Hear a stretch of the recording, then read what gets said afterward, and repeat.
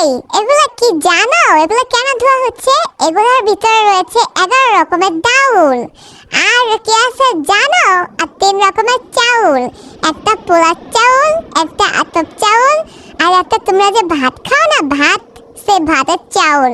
সেটা দিয়ে কি হবে জানো? সেটা দিয়ে বেসন হবে, বেসন। বেসন কি চিনো? ওই যে আলুর চপ বানায় না, বেগুনি বানায় সেগুলো। তো এই যে প্রস্তুত করছে আমার আম্মু, সুন্দর করে ধুয়ে নিচ্ছে, অনেকবার ধুয়েছে, তোমরা অনেকবার ধুবা।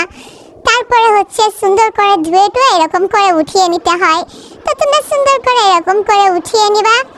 নিয়ে কিন্তু একটু কষ্ট করতে হয়, নিয়ে সুন্দর করে ছাদে চলে যাওয়া। ছাদে গিয়ে সুন্দর করে এটাকে যত্ন সহকারে আর কি একটা কিছু বিছাবা। তারপরে এরকম করে ঢেলে দেবা। তারপর ঢালা হয়ে গেলে এরকম করবা।